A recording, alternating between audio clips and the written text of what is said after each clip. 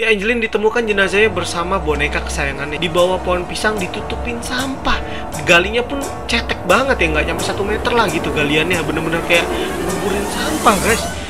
Ya Allah, gue nggak tega banget ya guys ya, mohon maaf ya guys ya.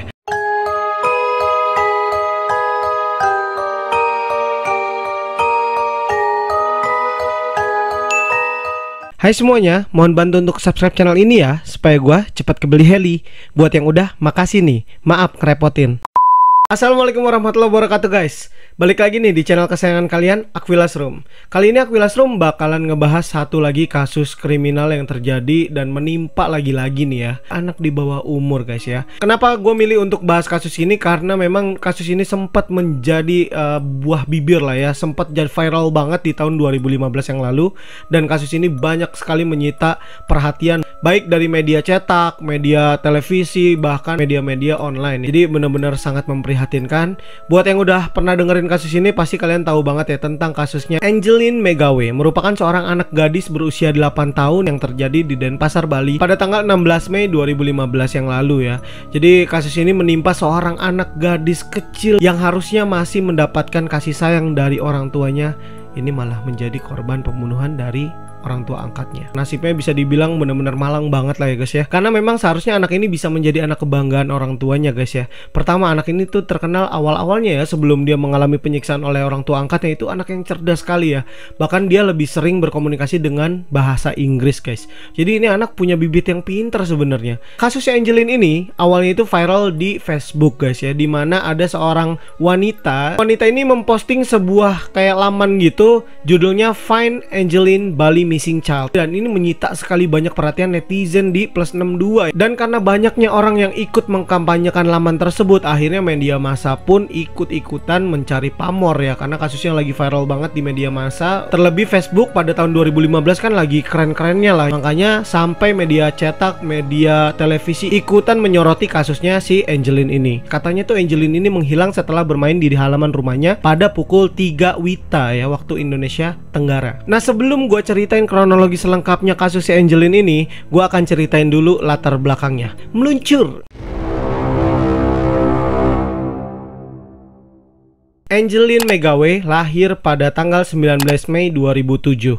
Dan Angelin ini lahir dari seorang ibu yang bernama Hamidah dan seorang ayah yang namanya Ahmad Roshidi. Nah, Angelin ini adalah anak kedua dari 3 bersaudara. Cuman setelah lahiran anak ketiganya nih ya, kedua orang tua kandungnya yaitu si Hamidah dan si Ahmad Roshidi ini bercerai, sehingga mereka tinggal tuh terpisah-pisah lah ya. Anak pertamanya ikut bersama ayahnya, dan anak bungsunya juga, anak yang ketiga, tetap ikut sama ayahnya di Banyuwangi.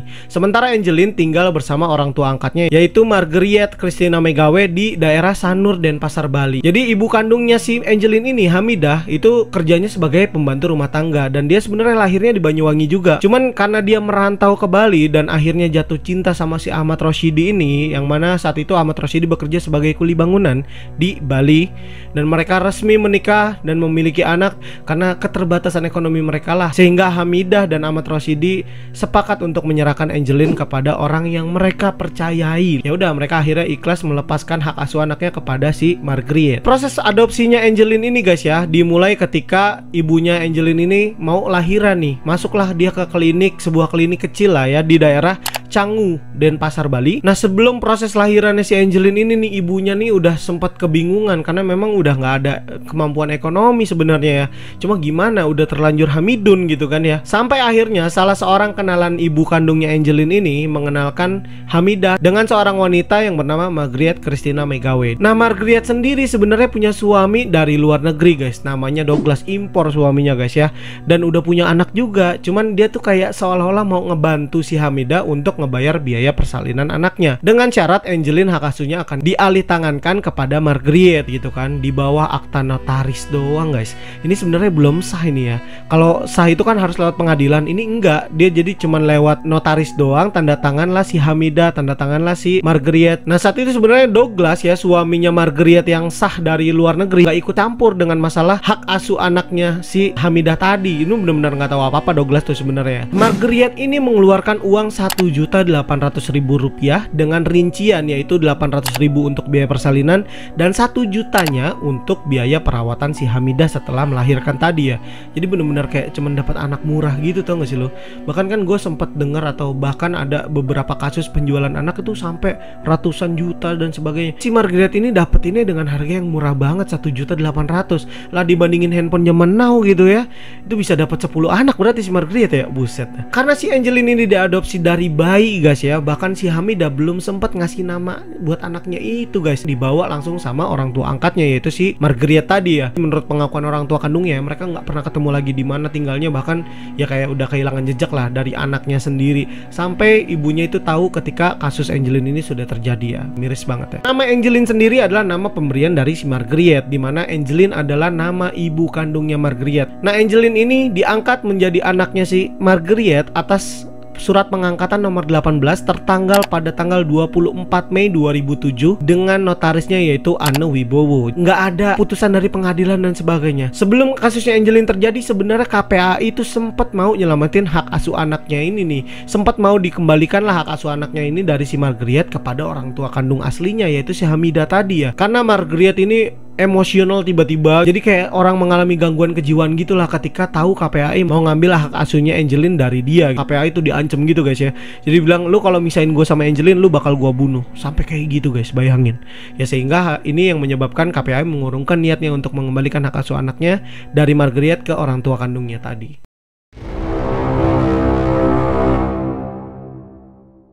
Sebenarnya di awal-awal hidupnya Angelin guys ya, bisa dibilang Angelin ini anak yang cukup beruntung. Orang tua asuhnya tuh ya kita nggak tutup mata lah ya, dia tuh sempet baik, seolah-olah dia bener-bener anaknya sendiri gitu. Bahkan ayah angkatnya si Angelin ya, Douglas Carborg, ini sempet bilang tuh Angelin tuh kayak malaikat kecilnya dia. Dia sayang banget sama Angelin gitu ya guys ya. Cuman sayangnya nih ya, ayah angkatnya ini meninggal. Bahkan si Angelin masih kecil, masih setahun umurnya, berarti kan dia lahir 2007 ya. 2008-nya Douglas meninggal, tepatnya pada tanggal 17 September 2008. Karena meninggalnya si Douglas Carborg ini membuat kejiwaannya si Margaret ini terpukul. Dan saat itu juga Margaret kayak jadi orang yang sangat temperamental, sampai akhirnya di bawah pengasuhan Margaret, orang tua tunggalnya saat itu ya, Angelin mengalami banyak sekali penyiksaan.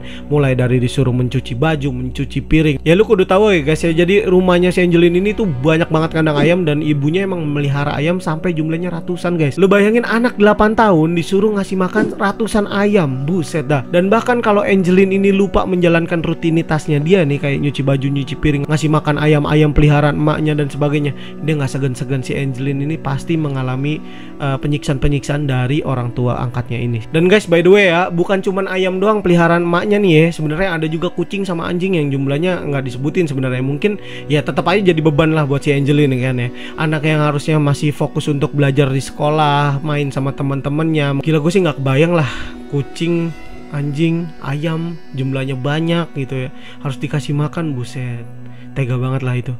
Dan bersihin juga kandang-kandangnya guys. Bahkan ya guys ya, menurut pengakuan guru-gurunya dan teman-temannya Angelin di sekolahannya guys ya, ini si Angelin ini jadi pribadi yang sangat murung, suka menyendiri. Bahkan dia dijauhin sama teman-temannya sendiri guys. Di kelas tuh dia kayak nggak ada yang mau nemenin gitu guys ya. Temennya ini ngerasa risih sama si Angelin karena Angelin ini tampilannya kumel, lusuh, bajunya kayak nggak pernah disetrika, bahkan nggak pernah dicuci, dan bau banget di kelasnya guys ya. Lo kebayangkan ya, namanya dia ngebersihin kandang-kandang ayam, kandang kucing, kandang anjing, ya pasti kan ada kotoran-kotoran dari binatang-binatang tersebut ya guys ya. Bahkan menurut pengakuan gurunya, sempat satu waktu semua murid-murid di kelasnya tuh kayak ngeluh sama gurunya ini, ngomong kalau Angelin ini baunya udah sangat mengganggu dan bikin mereka ini nggak konsentrasi belajar. Ketika gurunya memeriksa ada apa, ternyata di kepalanya si Angelin, di rambut-rambut ini banyak terdapat kotoran-kotoran ayam. Aduh, dimana-mana dibedakin biar wangi, dikasih parfum bahkan ya. Ini kotoran ayam guys. Saat itu si Angelin ini kan sekolahnya masuk siang guys ya, jam 12 siang sampai jam 5 sore. Udah masuk siang aja, si Angelin ini terkenal sebagai siswi yang paling sering terlambat guys. Karena apa? Karena Angelin tuh sebelum berangkat sekolah harus menjalani rutinitas yang sangat kejam. Ya bener-bener disuruh ngerjain semua pekerjaan rumah, lo bayangin ya. Ya telat lah pastilah. Dan udah gitu ya, kalau dia berangkat sekolah dia harus jalan sejauh 2,5 kilometer guys. Kagak pernah diantar nganterin pula gitu. Pulang pergi tuh begitu. Gimana kagak lemes lesu. Dan gilanya lagi nih, ini yang paling gila buat gue ya. Udah disuruh kerja banyak, jalan kaki ke sekolahan, kagak dikasih makan. Cuman ya karena si Angel ini mungkin anak yang baik mungkin ya, dia nutupin semua keburukan dari orang tuanya. Sampai akhirnya guru-gurunya si Angelin ini ngedesak dia untuk ceritain apa yang terjadi sebetulnya. Baru akhirnya Angelin cerita dengan terpaksa. Dia ceritain kalau dia tuh ke sekolah itu nggak pernah dikasih sarapan dan nggak pernah dibekelin makan siang. Gue juga nggak ngerti apakah dia pulang ke rumah masih dikasih makan malam apa enggak. Kalau kagak sih parah ya. Nah bahkan ya guys ya, gue nonton di filmnya Angelin ya. By the way buat kalian yang mau nonton, nanti nonton setelah nonton video gue. Tapi ya yang jelas di film itu dikasih lihat bahwasannya Angelin bahkan disuruh makan makanan kucing atau makanan ayam guys kalau dia lapar.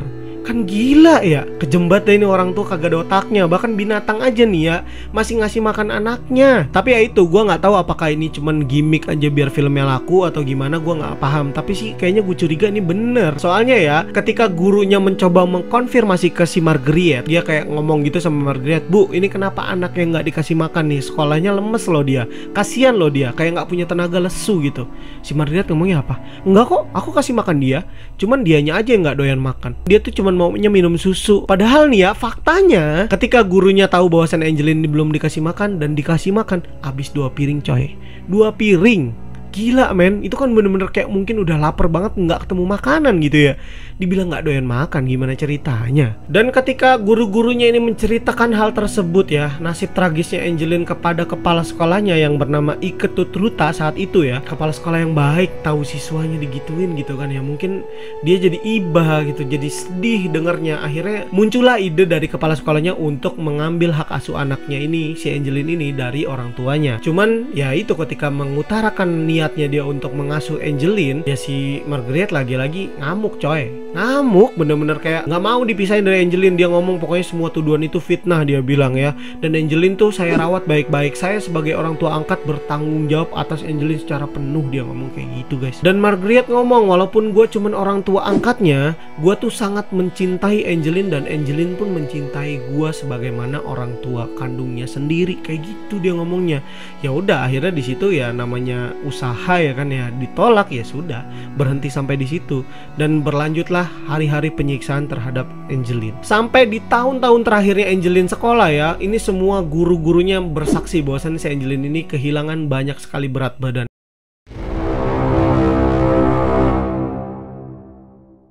Oke guys, sekarang kita masuk ke bagaimana Angelin menghilang ya guys ya. Nah, kasus Angelin pertama kali mencuat di laman Facebook Yvonne Christina Megawe, yang mana ini adalah kakak angkatnya si Angelin ya.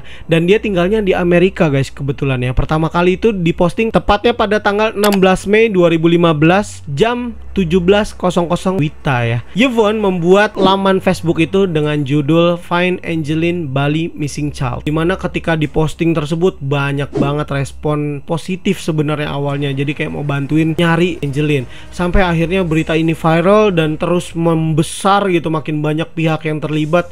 Ada Komnas Perlindungan Anak, ada kepolisian, dan ada Satgas Pencarian Orang Hilang juga. Cuma anehnya ketika mau dibantuin ini, keluarganya si Angelin sendiri kayak berusaha menutupi hal tersebut. Kan jadi suspicious ya, jadi curiga nih netizen, terutama ya netizen plus 62 kan mulutnya sadis gitu kan ya. Ketikannya sadis maut nih jari-jarinya gitu kan. Mereka langsung kayak menghujani semua laman-laman Facebook, pokoknya sosial medianya dari keluarga angkatnya si Angelin ini sendiri. Dan makin lama makin aneh, makin lama makin aneh. Walaupun di laman tersebut dibilangnya Angelin ini hilang setelah bermain di halaman rumahnya pada pukul 3 sore. Nah sebenarnya udah berbagai cara dilakukan oleh pihak kepolisian dan Satgas Pencarian Orang Hilang ya, mulai dari memeriksa CCTV dekat ya sekitaran situ, bahkan sampai ke handphone orang tua kandung, orang tua angkat ya, bahkan dicari sampai ke Banyuwangi karena ada kecurigaan keluarga kandungnya dia si Angelin yang tinggal di Banyuwangi tadi dia nyulik Angelin. Awalnya gitu, sampai diperiksa semuanya ternyata nggak ditemukan, bahkan sampai melibatkan banyak banget anjing pelacak saat itu ya, dan nggak ditemukan, herannya gitu.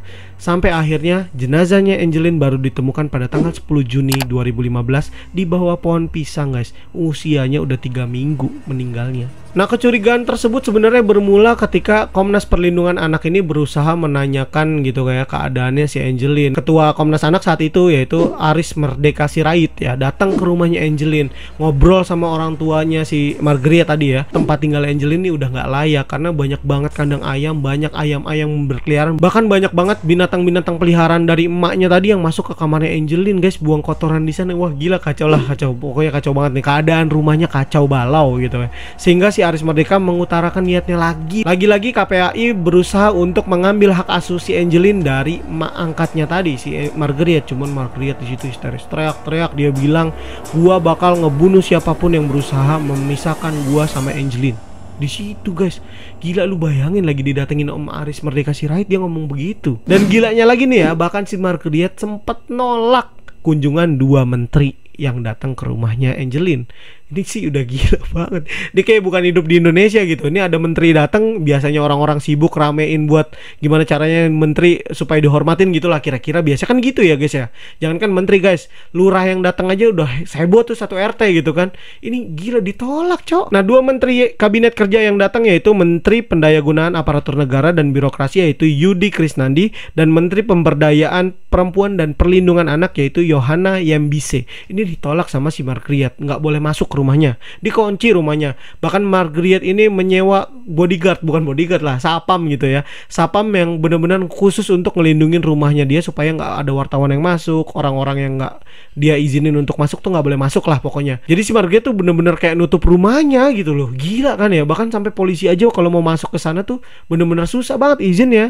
Nah, sampai akhirnya KPAI bener-bener kayak ngambil full alih fungsi kayak kasusnya dia lah, kayak bener-bener ditanganin semuanya. Jadi fokusnya saat itu di tahun 2015 tersebut ya, sampai akhirnya ketemu ada pengakuan dari salah seorang yang tinggal juga di rumahnya Angelin yang mengakui bahwasannya dia telah membunuh Angelin, dan bahkan dia juga mengakui dia memperkosa Angelin sebelum Angelin dibunuh pada tanggal 16 Mei 2015, yaitu seorang pria dengan nama Agus Tai. Nah, Agus Tai ini sehari-harinya bekerja sebagai pembantu di rumahnya Margaret, guys ya. Dan dia ngomong, gue sebenarnya udah ngebunuh Angelin, gue udah nggak kuat lagi nutup ini semua karena gue selalu dihantuin sama arwahnya Angelin, katanya dia gitu. Akhirnya dia mengakui semua kejahatannya dia, guys ya. Dan dia bilang, gue cuma orang suruhan, dan yang menyuruh gue adalah si ibu Margaret, yaitu majikan gue. Nah, pengakuan dari si Agus Tai ini membuka semua kasusnya Angelin, guys ya. Bener-bener kayak diceritain lah semua kronologisnya. Nah, bahkan menurut hasil lab dari Rumah Sakit Sangla Bali ya, ini ditemukan luka memar dan lebam di sekujur tubuhnya Angelin.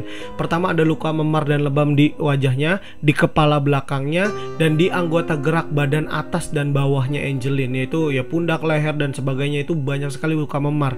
Dan gilanya nih, guys ya, di punggung sebelah kanannya Angelin ditemukan luka sundutan-sundutan rokok, guys. Gila sih, ini udah parah ya. Bahkan Aguste juga mengakui bahwasannya dia sempat memperkosa Angelin pada jam 1 siang tanggal 16 Mei 2015. Jadi ini benar-benar berapa jam sebelum laman Facebooknya tentang Angelin tadi dipostkan, dipostnya pada tanggal 16 Mei jam 5 sore ya. Dan dibilang hilangnya jam 3 sore di depan rumahnya dia. Lah jam satunya sempat diperkosa sama Aguste, guys. Gila kan ya. Nah, setelah ditemukan jasad Angelin pada 10 Juni 2015, setelah 3 minggu Angelin ini jenazahnya dikubur sama si Aguste tadi ya, di belakang rumahnya Angelin sendiri, guys, di bawah pohon pisang ditutupin sampah. Galinya pun cetek banget ya, nggak nyampe 1 meter lah gitu galiannya, bener-bener kayak nguburin sampah, guys. Ya, Angelin ditemukan jenazahnya bersama boneka kesayangannya. Jadi dibikin kayak seolah-olah meluk boneka kesayangannya gitu. Aduh, ya Allah, gue nggak tega banget ya, guys ya. Mohon maaf ya, guys ya. Sampai akhirnya polisi memanggil 7 tersangka yang diduga melakukan pembunuhan terhadap Angelin tadi, guys ya. Yang pertama dipanggil adalah Margaret, yaitu ibu angkatnya. Terus ada juga Yvonne yang tadi menyebarkan laman Facebooknya. Terus ada juga kakak angkat yang satu lagi namanya Christina, dan Aguste termasuk. Dan ada juga lagi 2 penghuni kos yang tinggal kos di rumahnya Angelin juga. Satu lagi yang terakhir adalah sapam yang terakhir disewa sama si Margaret untuk menjaga rumahnya setelah kasusnya viral, karena berusaha menutupi kasus ini ya, guys ya. Jadi bener-bener dia kayak merasa insecure mungkin ya, akhirnya dia nyewa satpam, dan satpamnya juga kena ikut-ikutan diperiksa sama polisi. Mamam. Nah, di hari dan tanggal yang sama pula lah ya, akhirnya si Agusta ini mengakui semua perbuatan bejatnya. Dia ngomong kalau dia tuh cuma disuruh sama si Margaret. Sampai akhirnya polisi melengkapkan 3 alat buktinya untuk menetapkan Margaret sebagai tersangka utamanya pada tanggal 14 Juni 2015, tepatnya 4 hari setelah si Agusta ini ngaku ya guys ya. Dan pada tanggal 28 Juni 2015, Margaret didakwa bersalah dengan 3 alat bukti yang tadi gue sebutin ya, dan benar-benar udah nggak bisa ngelak dari semua tuntutan ya. Nah, 3 alat bukti yang dijadikan bahan untuk polisi menangkap si Margaret ini, yang pertama adalah pengakuan dari Agusta, yang kedua adalah hasil lab dari Rumah Sakit Sangla Bali, yang ketiga adalah hasil dari olah TKP. Karena menurut kepolisian nggak mungkin ibu kandungnya ini nggak tahu kalau anak angkat ini dibunuh sama pembantunya sendiri, dikuburnya bahkan di belakang rumahnya sendiri, nggak mungkin nggak tahu lah, intinya gitulah. Tapi guys ya, tim pengacaranya si Margaret ini nggak terima kalau Margaret ini dijadikan tersangka. Kata dia tuh ini nggak mungkin lah, Margaret nih si Agusta cuma fitnah dia doang ya. Dan sampai akhirnya tim pengacaranya ini ngajuin banding pada tanggal 2 Juli 2015, kayak ngundur-ngundur gitu lah, supaya Margaret ini nggak ditetapkan sebagai tersangka guys. Tapi bodo amat ya, tetap aja polisi menetapkan udah jatuh ketok palu lah, ibarat kata nih Margaret bersalah. Nah, pada tanggal 6 Juli 2015, Polresta Denpasar Bali melakukan olah TKP yang benar-benar full rekonstruksinya dengan mengundang 2 tersangka yang sudah ditetapkan. Yang pertama adalah Agusta sebagai pengeksekusinya, yang kedua adalah Margaret yang menjadi otak pembunuhannya Angeline. Pada tanggal 29 Juli 2015, pra-peradilan kasusnya Angeline ini pertama kali dibuka di persidangan, dan saat itu hakim yang menjadi hakim persidangan itu benar-benar kayak ngetok palu bahwasannya si Margaret ini sebagai otak utama atau dalang kematiannya anak angkatnya sendiri ya, dan dia didakwa hukuman seumur hidup. Dan Agusta sebagai pengeksekusinya yang diduga membantu atau membiarkan Angeline ini mati itu didakwa 12 tahun penjara. Dan mereka ini berdua nggak terima lagi, ngeselin banget ya. Sampai akhirnya mereka melakukan banding, ditolak, terus banding lagi ke Mahkamah Agung, ditolak lagi. Mamam ya, tetap nggak berubah hukumannya. Dan bahkan si Agusta juga dijatuhi hukuman denda sebanyak 1 miliar rupiah. Mamam, nyari dari mana? Pembokat nyari 1 miliar. Dan sampai pada tanggal 7 September 2015-nya, semua laporan atau semua bukti-buktinya udah lengkap, P21 lah kalau di pengadilan mah istilahnya ya. Udah lengkap, udah komplit. Dan akhirnya kasusnya Angeline dilimpahkan ke Kejaksaan Negeri Denpasar Bali bersama dengan 2 tersangkanya. Dan di sana Margaret dituntut hukuman seumur hidup lagi ya, udah nggak berubah ya vonisnya dari yang pra-peradilan pertamanya. Dan Margaret ini dikenakan pasal pembunuhan berencana, pembunuhan, penganiayaan yang mengakibatkan korban meninggal, dan penelantaran anak. Udah komplit dah, ibarat kata udah kena pasal berlapis, udah nggak bisa ngelak. Nah, selama persidangan berlangsung nih, baru terbukti dan terkuak semua bukti-buktinya bahwasannya Agusta ini melakukan pembunuhan dan penguburan terhadap jenazahnya si Angeline ini karena diiming-imingi uang guys sama si Margaret. Tapi ini menurut pandangan gua nih guys ya, menurut kesimpulan gua aja sih nih, karena memang di awal waktu Angeline ini diangkat anak sama si Douglas sama si Margaret nih, Angeline ini sempat dijadikan ahli waris dari mereka berdua, dan Douglas sudah meninggal posisinya. Jadi kalau Margaret meninggal, otomatis ahli warisnya akan jatuh ke tangannya Angeline. Sementara si Margaret sendiri punya 2 anak kandung, yaitu Yvonne sama si Christina. Jadi kayaknya sih memang sengaja dibunuh supaya warisannya itu nggak jatuh ke tangannya si Angeline guys ya. Karena jika Angeline meninggal, maka hak warisnya akan jatuh ke tangan kakak angkatnya si Angeline, yaitu anak kandungnya Margaret sendiri guys ya. Jadi kayaknya memang benar-benar ya, gue nggak tahu apakah kakak angkatnya mereka ini ikut terlibat dalam perencanaan ini atau enggak. Tapi yang jelas sih ya cukup mencurigakan buat gue sih, sedikit ya fishy gitu ya, amis gitu. Mencurigakan banget ya. Nah, dengan berakhir semua proses persidangan dan fakta-faktanya, maka berakhir pula lah bahasan Aquilas Room tentang Angeline. Dan gua berharap nih ya, ini udah cukup lah. Jangan lagi ada anak-anak Indonesia yang mengalami hal-hal yang tragis seperti ini guys ya. Kita sebagai orang yang sudah dewasa, kita harus mengawasi lingkungan di sekitar kita. Jangan biarkan ada anak-anak yang disiksa bahkan sama orang tua kandungnya sendiri. Men, sekarang udah ada KPAI men ya. Lu pasti kenal banget sama sosok inilah ya. Kak Seto ya, lu tahu banget lah dia ini akan mencintai anak-anak Indonesia ya. Jadi lu tinggal laporan ke mereka dan mereka yang akan mengurus sisanya gitu guys. Jangan takut untuk menyuarakan kebenaran guys ya. Jadi benar-benar kita memang butuh banget pengawasan dari orang-orang di sekitar. Jangan acuh terhadap lingkungan guys ya. Dan satu lagi nih guys ya, menurut gue ini penyebab kasusnya ini ya nggak jauh dari ekonomi. Karena memang ya terpaksa orang tua kandungnya si Angelin ini nggak bisa ngerawat Angelin, nggak bisa bayar biaya persalinan. Sehingga akhirnya hak asuh anaknya mereka sendiri harus dilimpahkan ke orang lain yang bayarin biaya persalinannya. Coba kalau nggak gitu ya, tapi nggak bisa diputer-puter sih ya, namanya takdir gitu kan ya. Tapi ya memang kita wajib untuk berupaya semaksimal mungkin untuk menyejahterakan diri kita dan keluarga kita. Jika memang belum mampu ya jangan bikin anak mulu gitu ya. Gue pengennya mah semuanya bisa sejahtera dan mudah-mudahan kita doakan ya negara kita perekonomiannya terus meningkat dan membaik sehingga tidak ada lagi orang-orang yang mengalami hal yang tragis hanya karena faktor ekonomi tadi guys. Mantap. Oke guys, gue mau ngucapin banyak terima kasih buat kalian yang udah nonton videonya Aquilas Room dari awal sampai akhir. Kalian yang udah nonton videonya Aquilas Room berkali-kali tapi belum subscribe, subscribe lah bos. Siapa lagi yang mau subscribe, masa gue sendiri? Ya kan, subscribe gratis, tinggal klik aja tombol merah di dekat namanya Aquilas Room. Tekan tombol notifikasinya supaya lu gak ketinggalan kalau Aquilas Room upload video baru. Dan akhir kata, stay tune di channelnya Aquilas Room. See you on the next video.